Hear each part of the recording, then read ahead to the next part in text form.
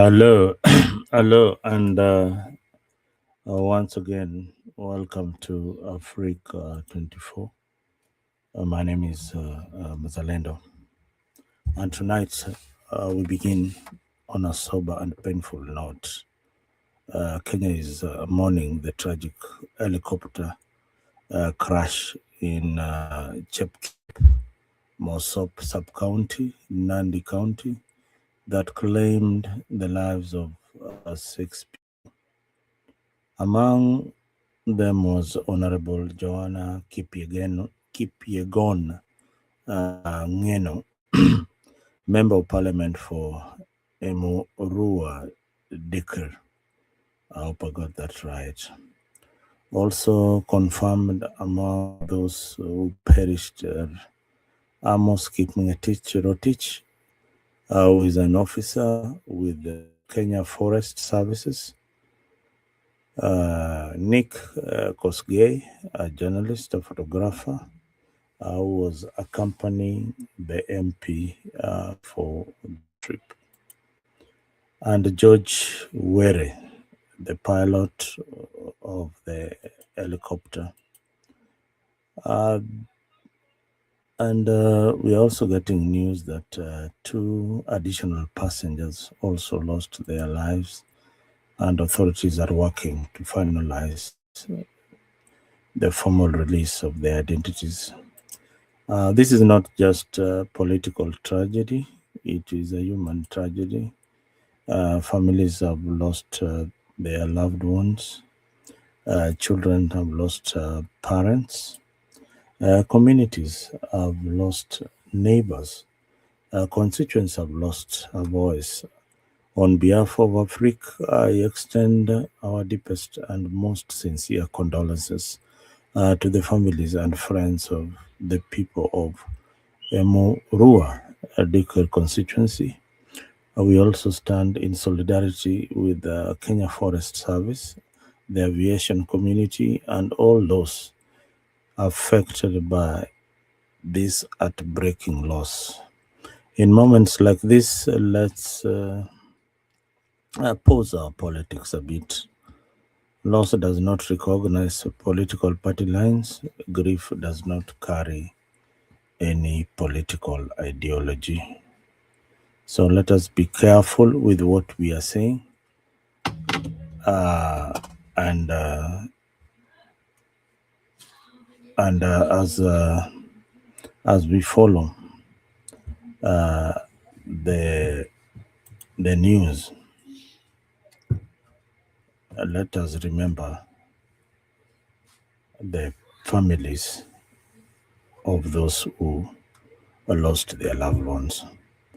But we do so with respect, reflection, and awareness of the fragility of life. I am Zalendo. Let us now turn on tonight's discussion. This program was planned and scheduled. We will go on as we planned our show this evening. Yes,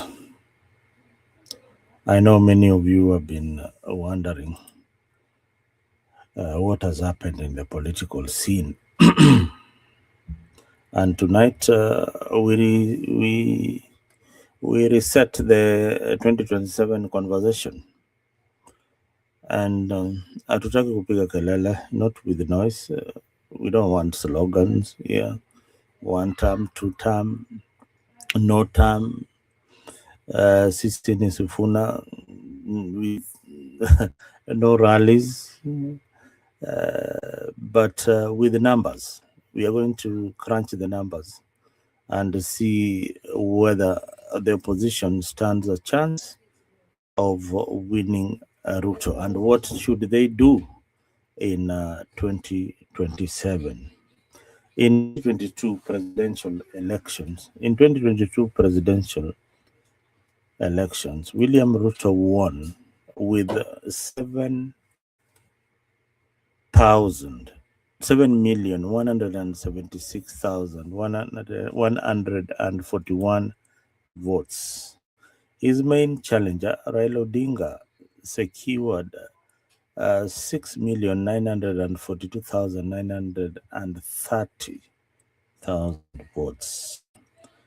The margin was just 233,211 votes.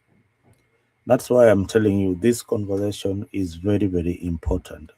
If you are in the broad based government, if you are in the government, if you are in the opposition, then take your pen and write the numbers, because we are going to crunch the numbers, the figures that most people don't want to hear, and most people also want to see change in our politics. So that was not a landslide victory. That was indeed a slim victory from uh, President William Ruto against Raila Odinga. And remember, one Uhuru Kenyatta was supporting Raila in that election. So now, fast forward to 2027. Ruto is no longer just a candidate, he is the incumbent, and the political equation has changed. Parts of ODM are now cooperating with government. That raises the big question. Does Ruto inherit a significant share of what used to be the opposition vote? I remember what I've just said. Does Ruto inherit? That's a question to you who is watching. Does Ruto inherit a significant share of what used to be the opposition vote? I want you to take a minute and reflect on that particular question, and give me answers where you think that if whether you think Ruto will inherit a significant share of the 2027 vote. Now, in the just concluded by-elections, we have seen that UDA has swept most of the seats, and some of these seats were in areas that were predominantly strongholds for ODM. Now, there was a collaboration between ODM and UDA in these seats, and that is why they emerged victorious. I don't know whether opposition had a united front when they were tackling UDA for these particular positions, but I want us to reflect and see whether this is the reality on the ground ama ni story tunapiga tu. I want us to audit the power as in my screen there. We want to audit power carefully and see whether we are making any inroads. If you are in the opposition, that's why I say that this is a good show for you. If you are again in in government, then you need to watch this particular edition of Afrique. Because I'm going to talk about numbers, which I started talking about. I said that part of ODM are now cooperating with government. This raises the big question whether Ruto ana inherit hizo kura. Inamaanisha Ruto achukue kura hizo zote za ODM, or he will inherit certain percentages in certain areas. Remember, Ruto is also minus Gachagua in central Kenya. Did Gachagua play a very important role in Mount Kenya? Yes, he did. Does he enjoy the same support today? Does Ruto enjoy the same support they enjoyed with Gachagua in 2022? The answer is no. So this is where the numbers will balance out. And you will know that in 2027, the margins might be again very, very close. Now, at the same time, Mount Kenya is no longer, I would say, politically settled, that they are going to be in the opposition. I see them like 50-50, 60-50. They're not like really settled. But maybe I'm wrong. Don't misinterpret my analysis. Maybe I'm wrong, but the way I look at it is that they are not like settled. A good number of leaders in Mount Kenya are not working with Gachagua. The governors, the local MPs, and all that, majority of them are still either sitting on the fence or on the UDA side. So that gives you the numbers that Gachagua has on his side. It is either the people that is having on his side minus the leaders. So Gachagua is no longer the deputy president of Kenya, and he is now opposing William Ruto. Remember, these guys were twins, conjoined twins in 2022. Lakini sasa our nani, yani ni kama maji na mafuta. Now, there is also the youth factor, the Gen Zs, millions of new voters entering the register by 2027. I know many of you skeptics will say that Gen Zs never take votes, so Gen Zs will not vote. But I think that base has already has been ignited once again. So tonight we ask her, is 2027 leaning towards state house retention? Yaani hii kuwa ya 2027 kwa maoni yako unaona ni kama Ruto atachukua kiti tena in 2027? And before we move on, please, if you like what we are doing, if you like our analysis, because I said here, we have got balanced analysis. We are not skewed to one side. We listen to each and everybody. If you are in the opposition, you are welcome to Africa 24. If you are in government also, karibu tupige story.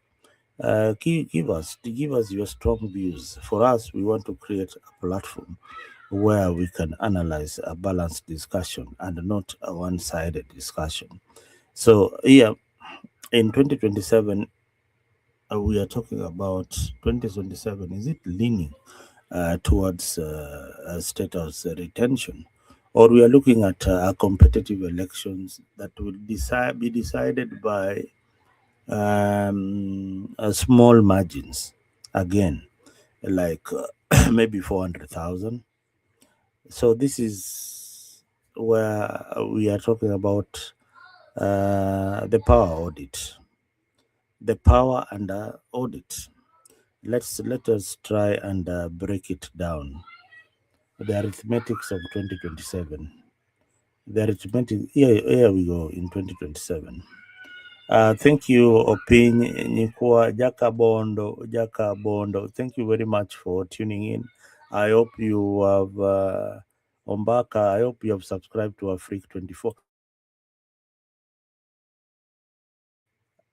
I hope you have subscribed to Afrique 24 and make this place your one stop. Thank you for those guys who are watching. Thank you for those guys who are liking this particular edition. Asanteni sana. And we are crunching the numbers here, and we are being very, very honest.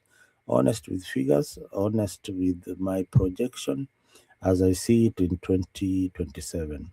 Let's start with the truth that many people avoid. Yani ukweli ile, people don't want to listen to this truth. Kenyan elections, are not won on the Twitter likes, you know. They are not also won on the followers you have on the social platform.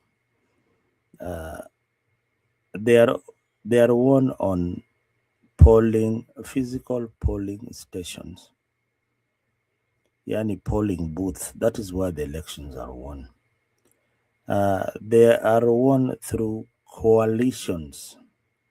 Yani, this is what it means. In Kenya, yani ukitaka kuwa rais, lazima ushikane na watu wengine. Na watu wengine ni jamii zingine. Kwa hivyo, the tribal narrative bado iko kwa siasa ya Kenya. Upende usipende, lazima ushikane na jamii fulani ndio ukuwe kiongozi. Kama unaonavyo, as you look at it right now, the Abagusi community are fronting Matiang'i. The Luo community are leaning towards William Ruto since the absence of Raila Odinga. And they have got their new leader who they are projecting up there, ule mzee wa power. Power Oburu Odinga. They are projecting him as their new leader who will lead them to government kwa mafuta. So the Costarians, on the other end, they are also predominantly ODM. Some of them are coming with Joe into government. So Ruto technically has got an edge when it comes to inheriting Baba's base. At the moment, he is riding high, but you never know. Maybe the numbers will change in the next few days, in the next few weeks, in the next few months.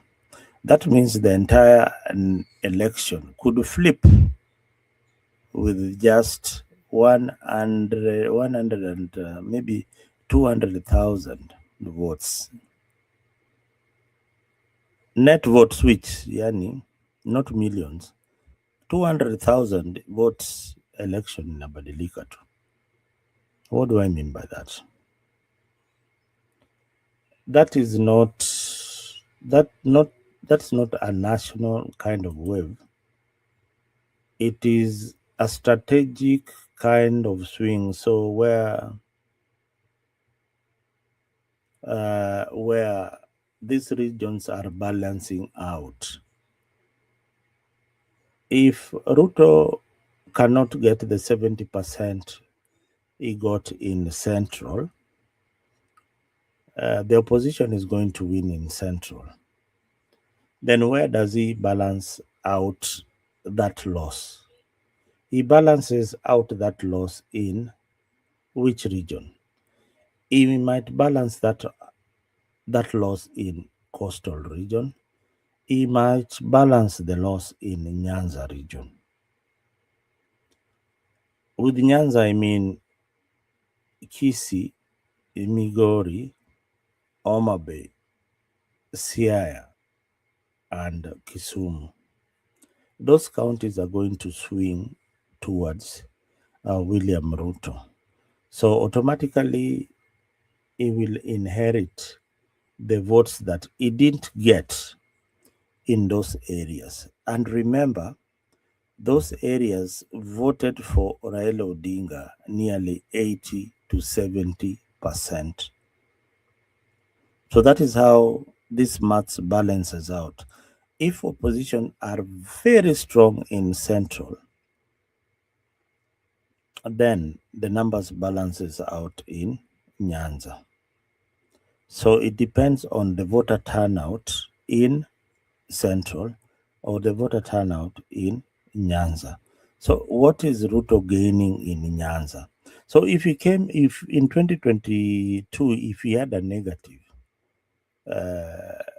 voter turnout, if he had a negative, meaning he didn't win in Nyanza. So this time around, he has a positive, meaning he is building on the numbers that he got in Nyanza. Tuko pamoja makaka bana, kama mnaniambia kama tuko pamoja pia unaniambia yes, nimekuelewa hapo mzalendo.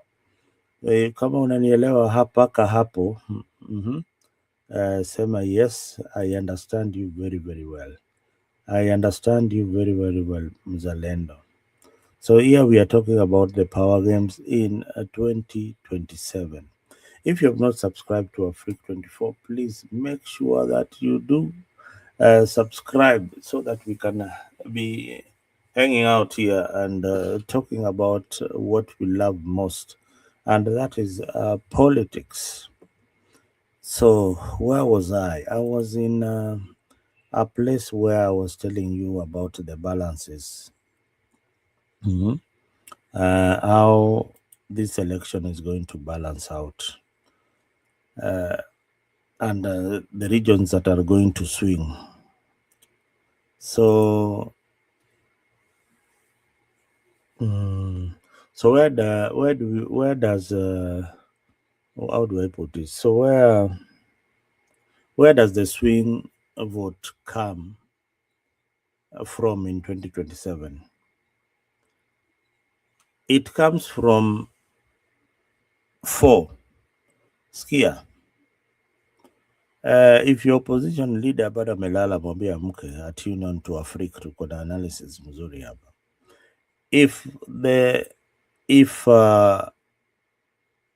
it is going to be the swing zones, then the swing zones or the swing regions are only going to be four. Now, this is how it is fractured. Mount Kenya has got an equation that is very difficult to solve at the moment. In 2022, Mount Kenya delivered decisive margins for William Ruto. But in 2027, the data analysis says that he will not get the same margins he got in 2022. And he knows that is a fact because he has lost one of his strongest allies in the mountain. And many other leaders have joined Gachagua. And Gachagua is no longer the deputy president of Kenya. And Kindiki is struggling to bring the mountain also together. He has managed the other part of Meru, but this other part of the Kikuyu, the Gema community is still struggling to get it. So here is how positioning himself in this is now positioning how Gachagua is positioning himself in the position. He wants to make sure that he has got the 70% vote in Mount Kenya. My question to you, viewers at home and the people of Mount Kenya, can you give Gachagua 70% of the votes or 80% of the votes that he got last time when they were with William Ruto? Nataka ukae ukifikiria hiyo maneno.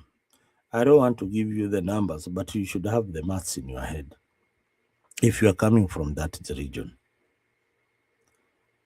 And the maths is very, very clear.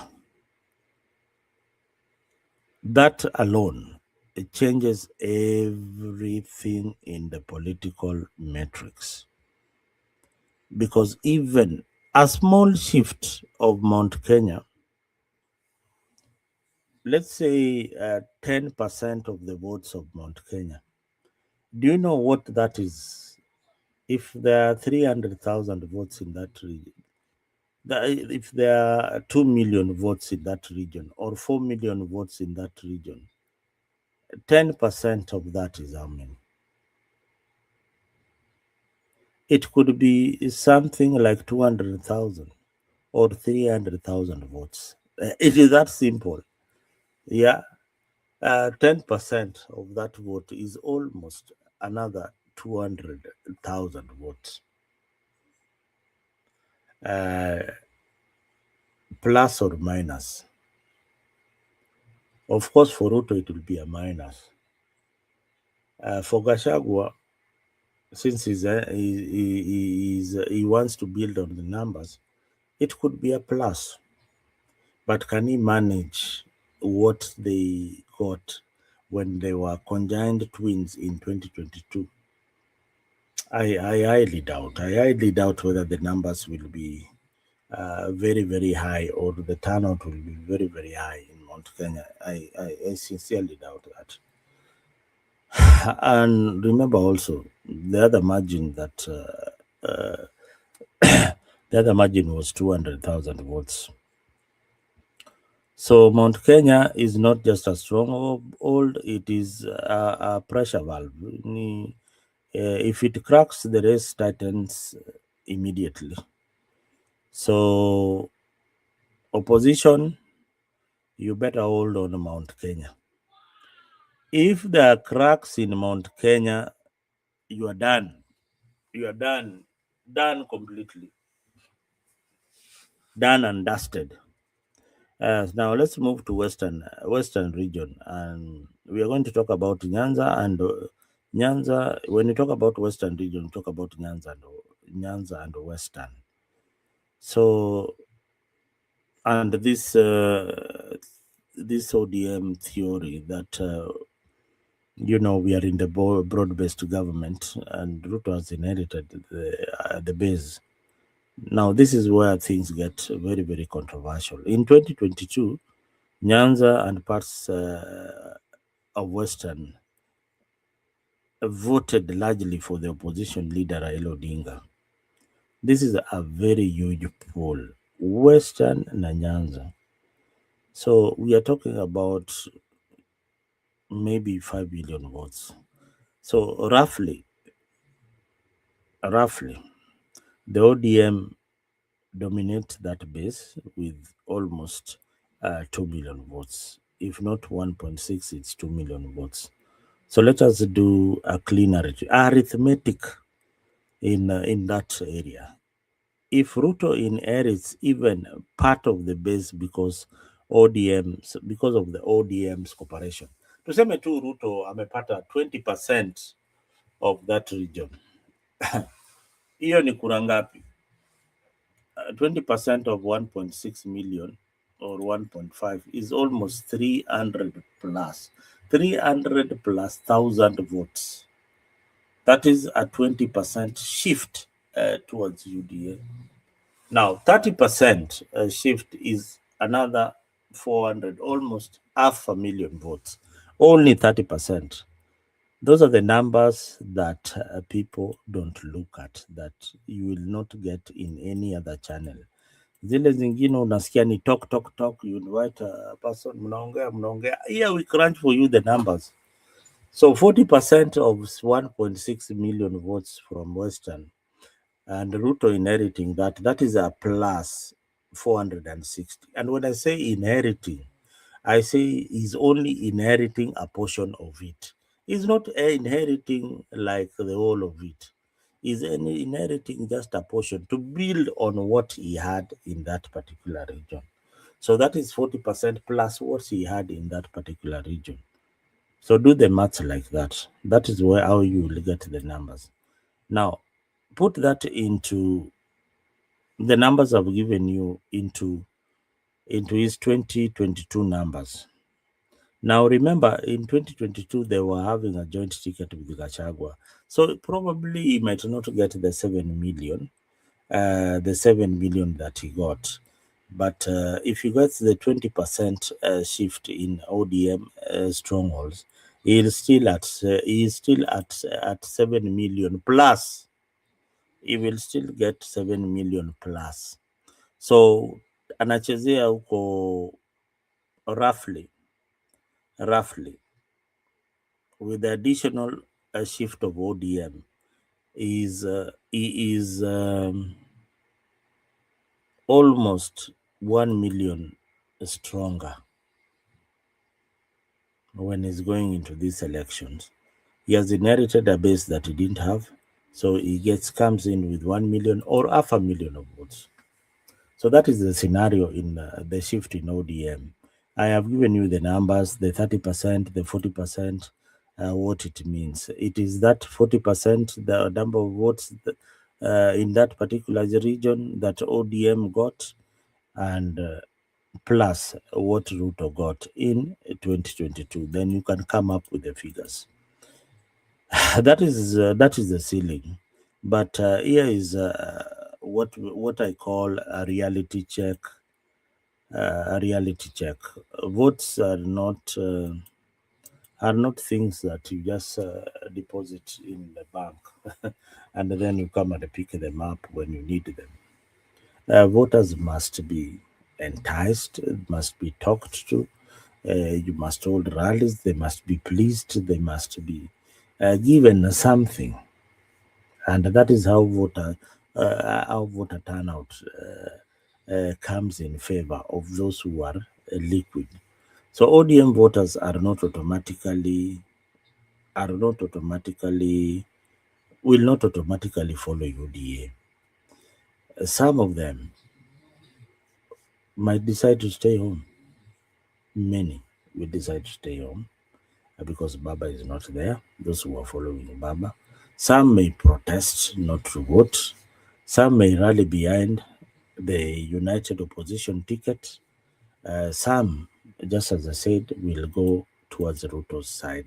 So ODM inheritance is possible, but it is not a guarantee to victory. You get my point? Mpaka hapo tuko sawa ama nimewapotelezea kidogo? Mpaka hapo tuko sawa ama nimewapoteza kidogo tena?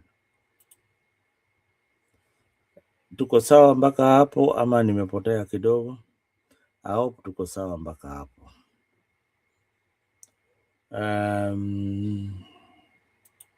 Nimesema ODM si guarantee that Ruto atashinda.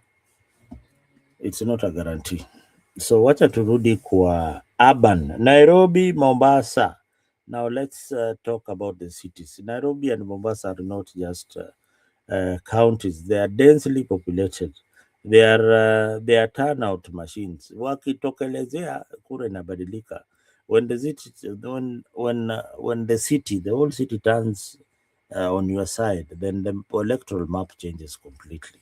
It might turn completely on the opposition side. And these cities are predominantly opposition. I don't know.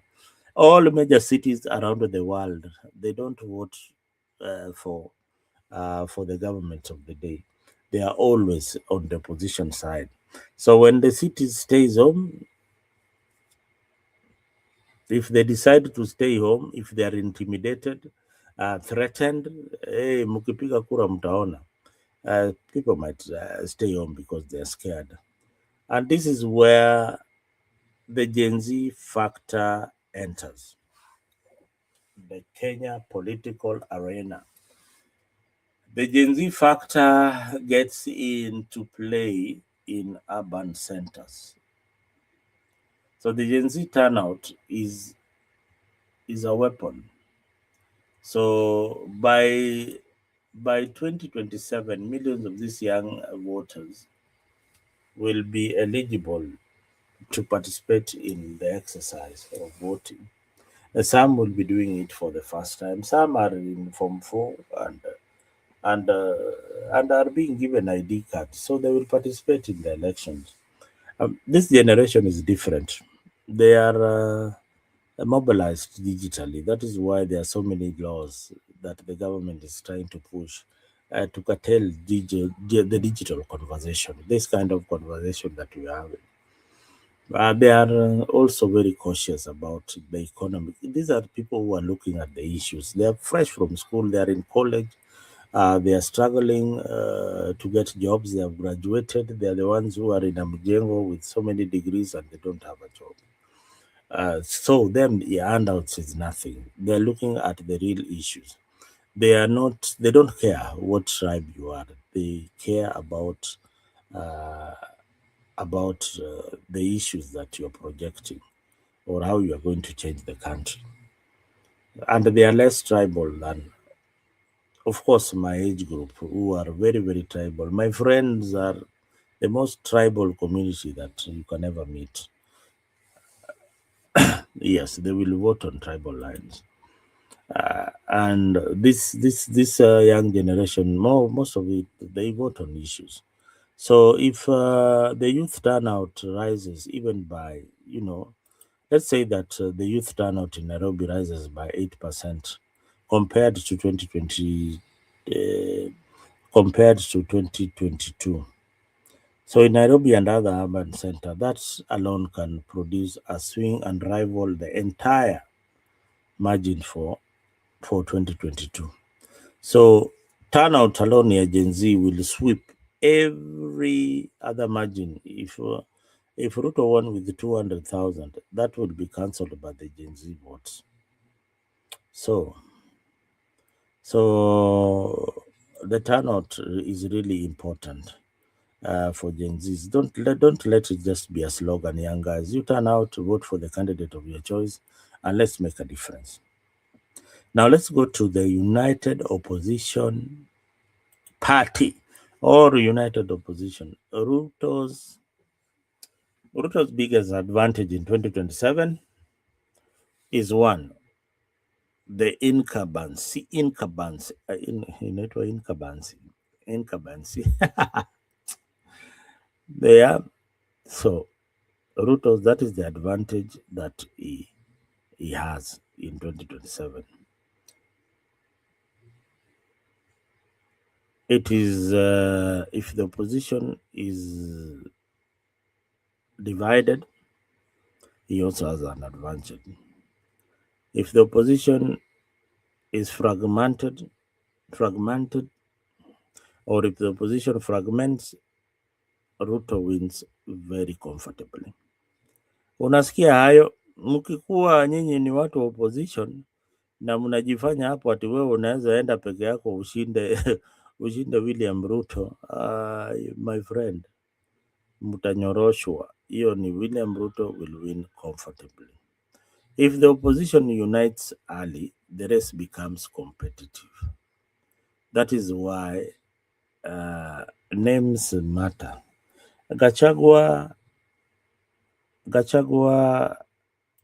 dents Mount Kenya margins, azikanyage kabisa mpaka zikuwe narrow kabisa.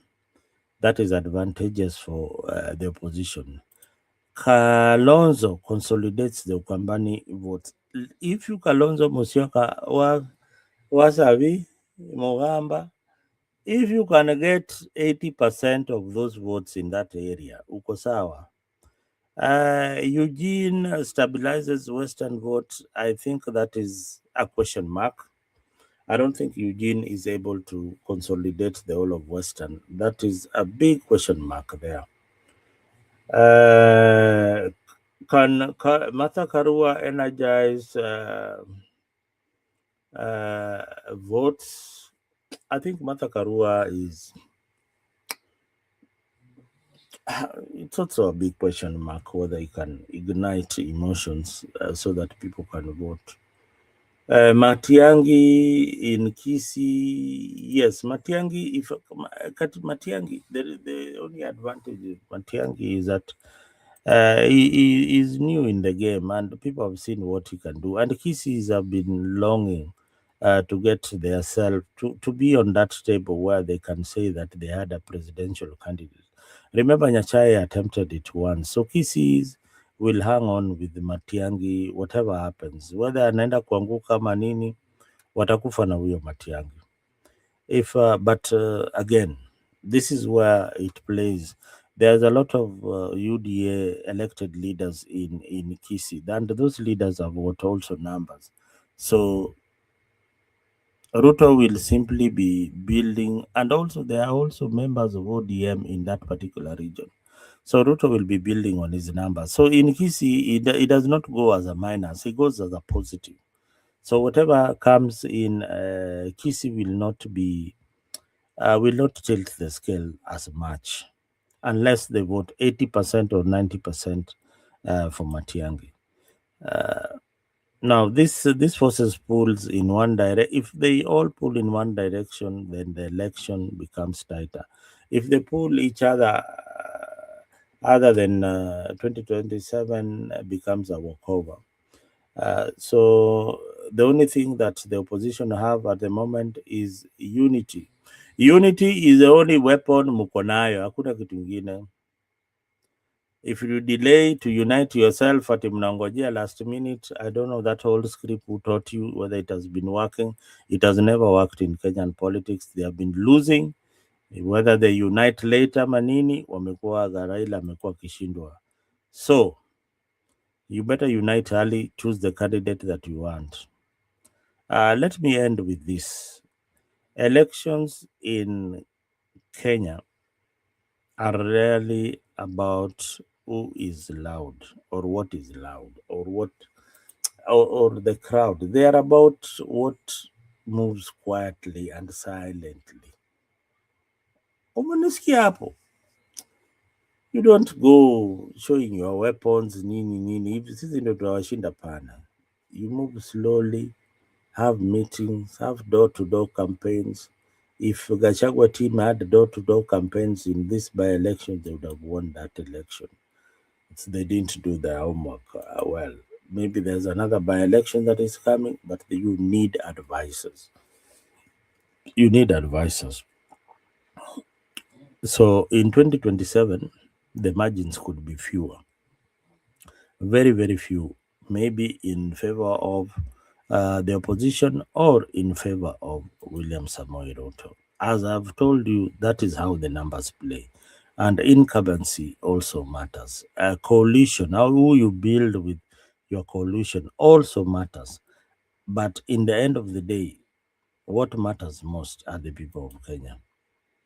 As the citizens matter most, this election will not be won by good speeches. It will be won in estates, in Nairobi, in the rural polling station, in the counties where a few thousand votes shift the entire country. And here is the truth.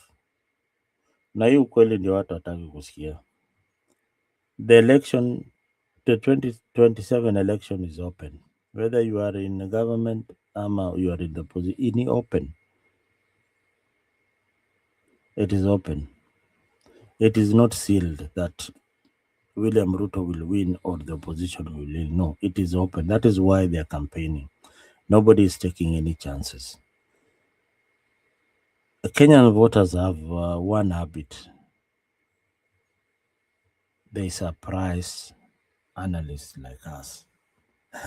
Watatustua, lakini mimi naweza sema najivunia kuwa popote ile mi nasema katika hii channel, mara mingi huwa ni ukweli na mara mingi huwa ni ndio inafanyika. So uwe utanichukia, but that is the reality. Anytime that I analyze the numbers and I look at how the patterns, it turns out to be true. So on Africa, we will not be just here to entertain you, but to give you the reality of things the way they are. They might not favor sometimes your favorite candidate, but it is what it is. And we will not panic while we're doing this. We will follow the numbers and the data. We will follow the movement of these politicians. We will follow whether they are being echoed where they are going. We will follow the truth. This is Africa 24. We don't worship power. We audit power. I am Zalendo. And thank you for tuning in. If you have not subscribed on this wonderful channel, tafadhali go and subscribe on our YouTube page, Africa 24, and make sure that you tell your friends that this is the best place where you can get the best analysis. Otherwise, thank you very much. Thank you for giving me company. Thank you, David. Thank you, Chris. Thank you, Leo, for being there. Thank you, everyone who has tuned in to Africa this morning. I am Zalendo, and see you later. And make sure that you tell a friend to come and watch the big teams play this morning. Arsenal versus Chelsea, what's your prediction? Hiyo ni game kubwa ama and Arsenal nacheza na nani?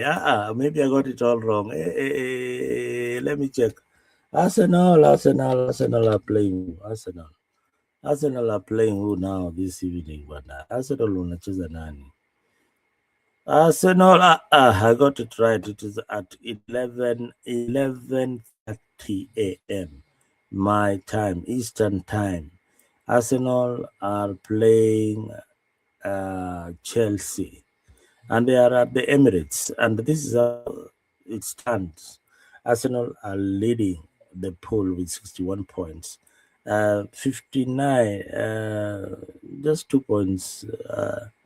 2 points. Man City is following Arsenal with just 2 points. They are at 59. At 59. If Arsenal lose this game, oh my God, we will die.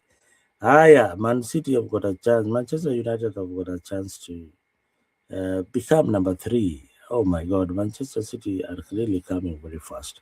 From Mukochini bottom, say they are top 3. That is where they used to be. So congratulations to the Manchester United. Liverpool, I think they have not gotten their winning ways, but they are doing well. Chelsea, kama kawaida, they are not in the top 4, maybe at the Champions League hawatacheza. So pole sana watu wa Chelsea, nawapenda, lakini leo ni kichapo. Asanteni sana na Mungu awabariki. All right.